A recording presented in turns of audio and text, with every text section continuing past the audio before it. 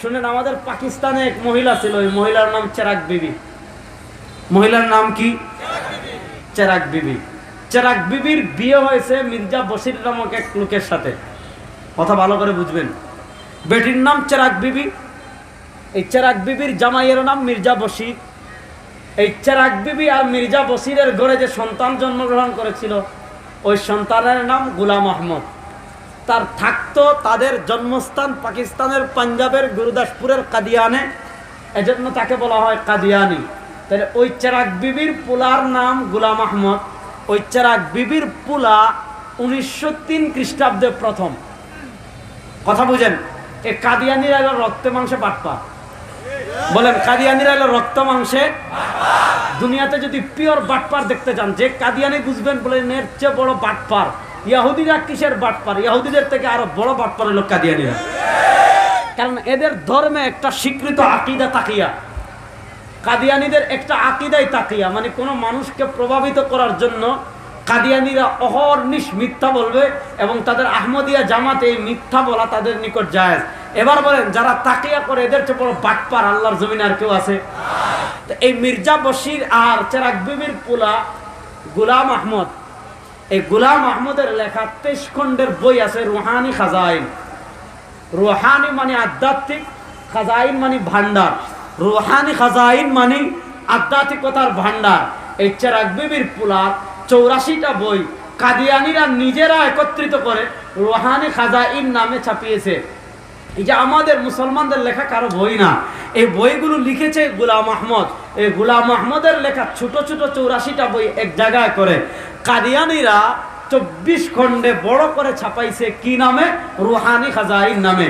Rouhani খাজাইনের 18 নম্বর খণ্ডের 207 নম্বর পৃষ্ঠায় দেখেন, কোরআনুল কারীমের একটা আয়াত আছে, মুহাম্মাদুর রাসূলুল্লাহ, মুহাম্মাদুর রাসূলুল্লাহ।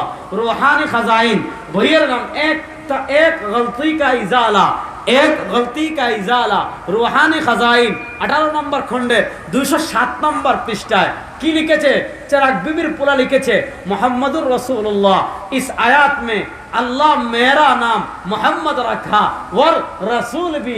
চেরাগ বিবির পোলা বলেছে, এই যে মুহাম্মাদুর রাসূলুল্লাহ, এখানে যে আল্লাহ মুহাম্মাদের কথা বলেছেন, এই মুহাম্মদ মানে মদিনা ওয়ালা না, এই মুহাম্মদ মানে ইমামুল মুজ, এই মুহাম্মদ মানে কমলি ওয়ালা না, এই মুহাম্মদ মানে মুস্তাফা না, এই মুহাম্মদ মানে ইমামুল আম্বিয়া না, এই মুহাম্মদ মানে তাজদার মদিনা না, এই মুহাম্মদ মানে ফখরে দু আলম না। চেরাগ বিবির পোলা বলে, इस आयत में अल्लाह मेरा नाम मोहम्मद रखा। চেরাগ বিবির পোলা বলে, এই আয়াতে আল্লাহ যে মুহাম্মদ বলেছেন, এই মুহাম্মদ হইলাম আমি। আর আল্লাহ যে মুহাম্মাদুর রাসূলুল্লাহ বলেছেন, এই রাসূল মানে কামলি ওয়ালা না, এই রাসূল মানে মুজতাবা না, এই মুহাম্মদ মানে মদিনা ওয়ালা না, এই রাসূল মানে চেরাগ বিবির পোলা গোলাম আহমদ। এবার বলেন, চেরাগ বিবির পোলা মুসলমান না কাফের? আরে জোরে বলেন, চেরাগ বিবির পোলা মুসলমান না কাফের? চেরাগ বিবির পোলা এমন জঘন্য কাফের, তাদেরকে যারা কাফের মানবে না তারাও কাফের। বাংলাদেশের যারা কাদিয়ানীদেরকে কাফের মানবে না তারা কাফের। এত কোনো সন্দেহ?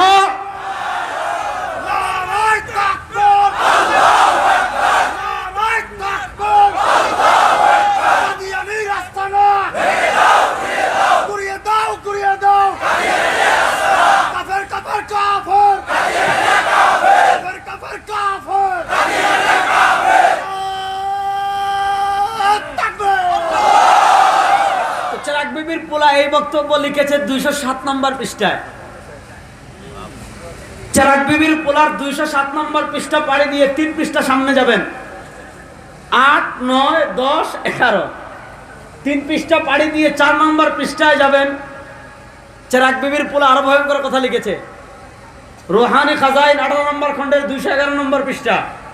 চেরাগ বিবির পোলায় কি লিখেছে জানেন? কত জঘন্য কথা শুনেন। চেরাগ বিবির পোলা লিখেছে, वो अहमद वर मोहम्मद नाम से मुसम्मा होकर।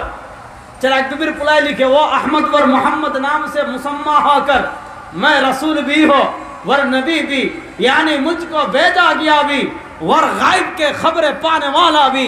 চেরাগ বিবির পোলায় বলে, वो अहमद वर मोहम्मद नाम से मुसम्मा होकर।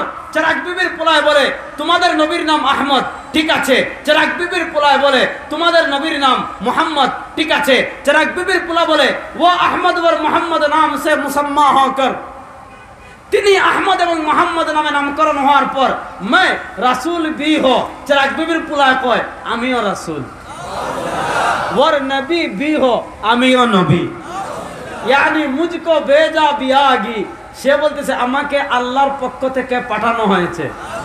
আবার গায়েব কি খবরে পানে ওয়ালা ভি, তোমাদের নবী যেমন জিবরিলের মাধ্যমে গায়েবের খবর পেতেন, আমিও তেমন গায়েবের খবর পাই। এবার আপনারা বলেন চেরাগ বিবির পোলা কত নম্বর কাফের? আর আসতে বলেন দুনিয়ার সবচেয়ে বড় কাফের কারা? আর আসতে বলেন দুনিয়ার সবচেয়ে বড় কাফের কারা? চেরাগ বিবির পোলা বলতেছে রুহানি খাজাইন 18 নম্বর খণ্ডের 231 এবং 33 নম্বর পৃষ্ঠায়, আপনারা যে আল্লাহর ইবাদত করছেন, চেরাগ বিবির পোলা বলতেছে এই আল্লাহ সত্য আল্লাহ না। তাহলে প্রশ্ন হলো সত্য আল্লাহ কোনজন? চেরাগ বিবির পোলা সত্য আল্লাহর পরিচয় দিচ্ছে। সত্য আল্লাহ কি? সত্য আল্লাহ কোনজন? চেরাগ বিবির পোলা বলে সচ্চা খুদা ওয়া খুদা হ্যায়। চেরাগ বিবির পোলায় কি কইছে জানেন? সত্য খুদা ওই খুদা, সচ্চা খুদা ওয়া খুদা হ্যায়। চেরাগ বিবির পোলায় কয়, মনে রাখবে তো, এখন থেকে বলবেন চেরাগ বিবির পোলা, মনে রাখবেন তো। চেরাগ বিবির পোলায় কয় সত্য সচ্চা খুদা ওয়া খুদা হ্যায়, সত্য খুদা ওই খুদা। কোন খুদা? जिसने কাদিয়ান में अपना রাসূল भेजा, যিনি কাদিয়ানে তার রাসূল প্রেরণ করেছেন।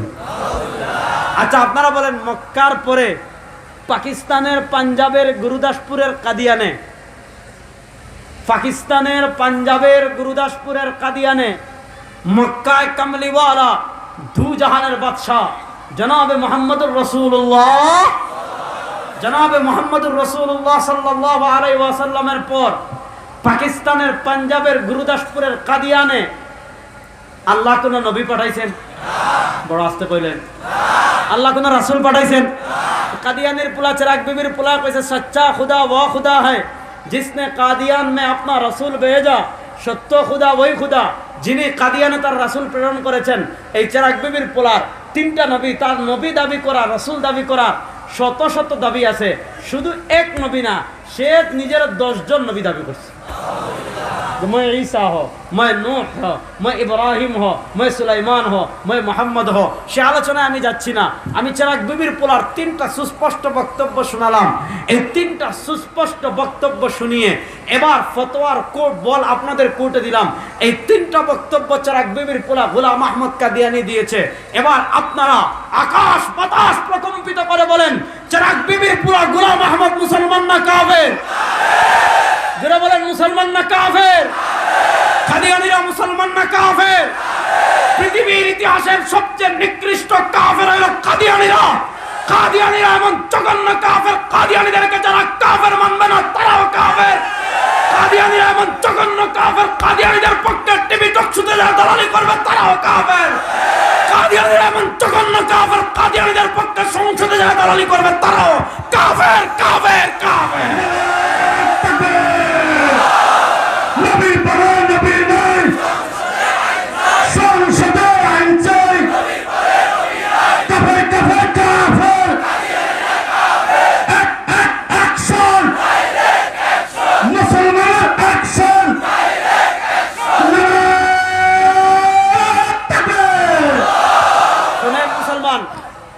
রাসূলুল্লাহ সাল্লাল্লাহু আলাইহি ওয়াসাল্লামের যুগে এক বাটপার বেরিয়েছিল, এর নাম ছিল মুসাইলামাতুল কাযযাব। এর নামের সাথেই কাযযাব লাগানো। রাসূল করিম সাল্লাল্লাহু আলাইহি ওয়াসাল্লামের যুগে এক বাটপার বের হয়েছিল মুসাইলামাতুল কাযযাব। হে নিজেরা নবী দাবি করছে, হেতে নিজেরা কি দাবি করছে? নবী দাবি করছে। শুনেন, রাসূলুল্লাহ সাল্লাল্লাহু আলাইহি ওয়াসাল্লাম তার টোটাল জীবনে যত যুদ্ধ করেছেন সব যুদ্ধে সাহাবা একরাম সর্বমোট শহীদ হয়েছিলেন 200 কতজন জানি।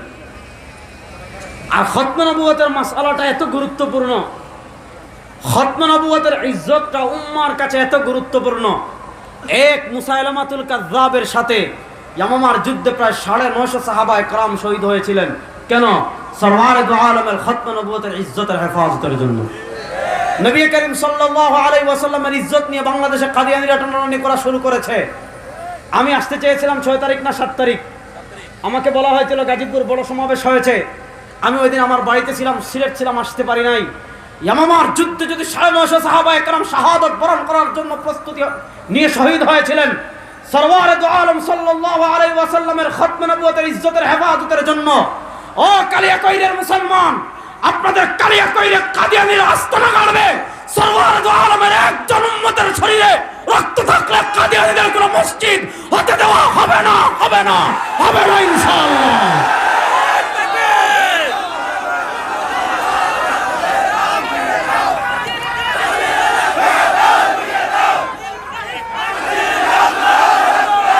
কথা ভালো করে শুনেন মুসলমান, বাংলাদেশে কাদিয়ানীরা থাকবে এতে আমাদের কোনো আপত্তি নাই।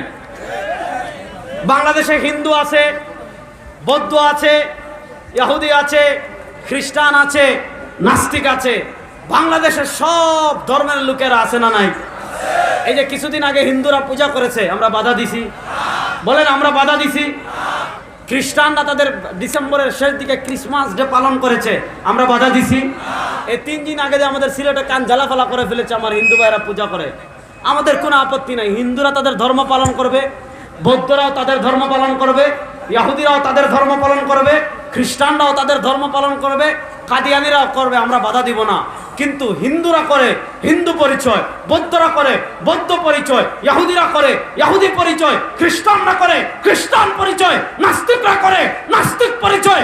কাদিয়ানীরা ইস্তেমা করবে করুক, কাদিয়ানীরা জলসা করবে করুক, তারা করতে চাইলে কাফের পরিচয় করবে, মুসলমান পরিচয় করে ইস্তেমা করতে দেওয়া হবে না, হবে না, হবে না ইনশাআল্লাহ।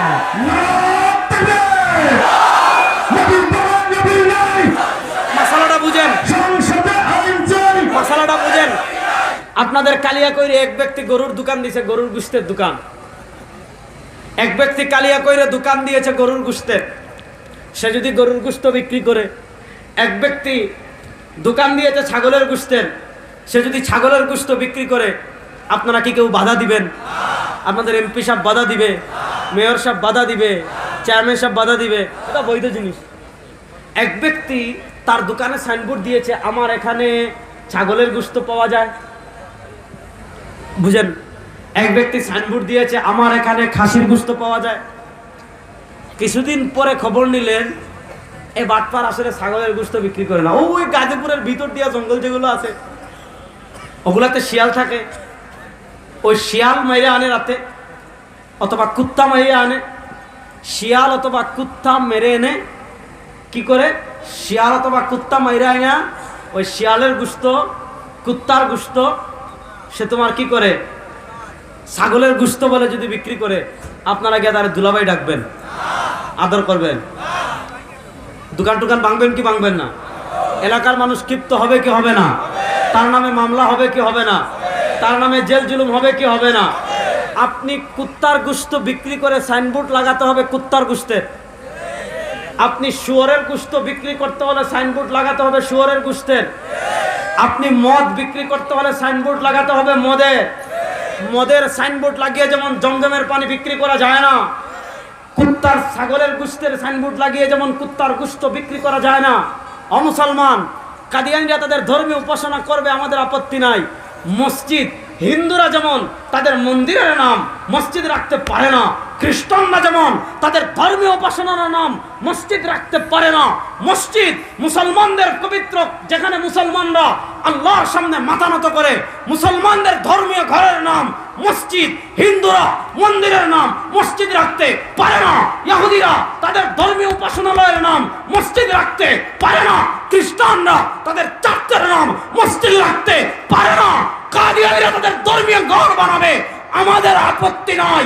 মসজিদ নামে কোনো উপাসনালয় এই কালিয়াকৈরে হতে দেওয়া হবে না, হবে না, হবে না ইনশাআল্লাহ। আমাদের আপত্তির জায়গা বুঝছেন? তারা ঘর বানিয়ে যা ইচ্ছা তা করুক, যদি অন্যায় কিছু করে প্রশাসন আছে ধরবে, ঠিক কিনা? কিন্তু আপনি ফাজলামি করবেন, আপনি শিরিক কাফের, দুনিয়ার সবচেয়ে নিকৃষ্ট কাফের আপনারা। আর দুনিয়ার নিকৃষ্ট কাফের হয়ে মসজিদ নাম দিবেন, মুসলমান নাম দিবেন, মুসলমান পরিচয় কোনো মসজিদ যদি গড়তে চায়, ও কালিয়াকৈরের মুসলমান, আমি আপনাদের কাছে জানতে চাই, ইয়ামামার যুদ্ধে যেমন সাহাবায়ে কেরাম জীবন বাজি রেখে মুসাইলামাতুল কাজ্জাবকে প্রতিহত করেছিলেন, আপনাদের এই কালিয়াকৈরে কাদিয়ানীরা যদি আস্তানা গাড়তে চায়, জীবন বাজি রেখে কাদিয়ানীদেরকে প্রতিহত করার জন্য প্রস্তুত আছেন না নাই?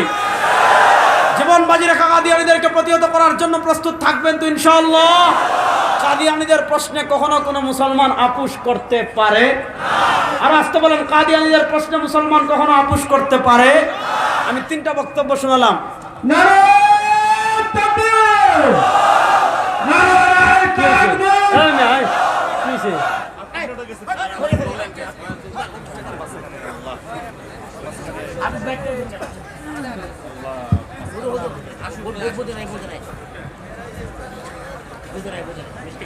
সুবহানাকাল্লাহুম্মা বিহামদিকা আশহাদু আল্লা ইলাহা ইল্লা আনতা আস্তাগফিরুকা ওয়া আতুবু ইলাইক। আসসালামু আলাইকুম।